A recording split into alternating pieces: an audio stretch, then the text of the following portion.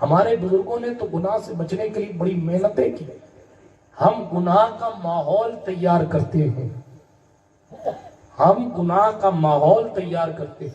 از خود گناہوں کے دلدل میں جاتے ہیں. اور ان لوگوں کا حال یہ تھا کہ اگر ان کے لیے ماحول بنا دیا جائے تو وہ بھی ایسی کنڈیشن میں بھی وہ اللہ کی یاد اپنے دل میں رکھ کر رسول سے وفا کرنے کے لیے خود کو بچا لے. ایک نوجوان کی دہلیز پر ایک خاتون پہنچی تھی. پری پلان تھا کہ اس عبادت گزار کی عبادت میں بھنگ کرنا ہے اور اس کو عیاشی کی چوکھٹ پر لا کر عیاشی کی کگار پہ لا کے کھڑا کر دینا ہے. پیسے لے کر وہ خاتون بارش کے موسم میں بھیگ کر کسی کے دروازے پر پہنچی. میں اپنے جوانوں سے خطاب کر رہا ہوں، امیر الجنس لا جنس ہی کہتا ہے، توجہ رکھیے گا، بات کو ختم کروں گا.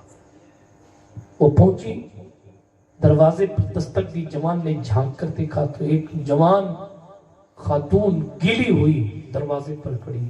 اس نے فوراً اپنی نگاہ ہٹا لی کہ بندہ گناہوں کے دلدل میں پھنس سکتا ہے.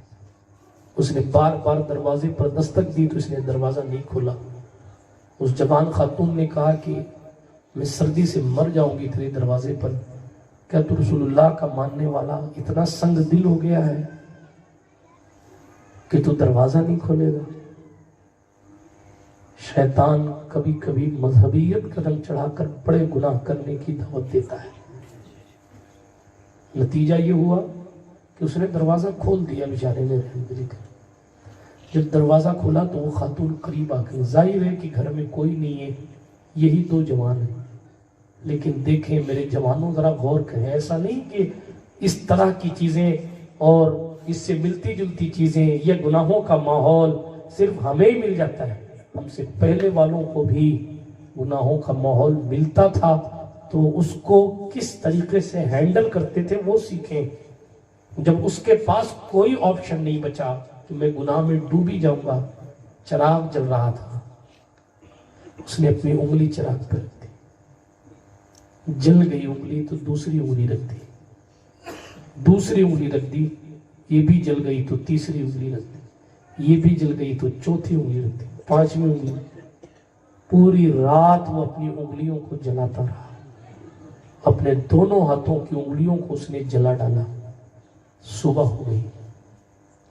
اس خاتون نے کھڑی کھڑی صبح کر دی. اس جوان نے بھی اپنے ہاتھ کو جلا کر صبح کر دی. جب صبح ہوئی تو اس عورت نے کہا آخر کیا وجہ ہے کہ تو نے ادھر دیکھا نہیں اور تو یہ کیوں کر رہا تھا؟ وہ بھی کیا جوان تھا، اللہ اس کے تقوی کی خیرات ہمیں آپ کو عطا فرمائے. اس نے پلٹ کر کہا سن، میں جس سے محبت کرتا ہوں نا، اس نے کہا تھا قیامت میں پوچھا جائے گا کہ تو نے کیا کیا کیا ہے.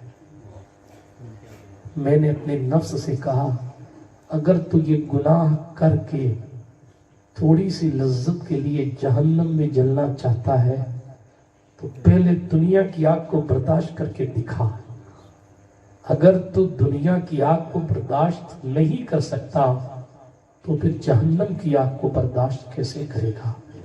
اپنے آپ کو سمجھانے کے لیے میں نے اپنے ہاتھوں کو جلا ڈالا اور شکر اس بات کا ہے کہ ہاتھ تو جلے مگر میں جہنم میں جلنے سے بچ گیا. یہ رسول اللہ کی تعلیم ہے، یہ احساس ہے. بات سمجھ آ رہی ہے آپ کو؟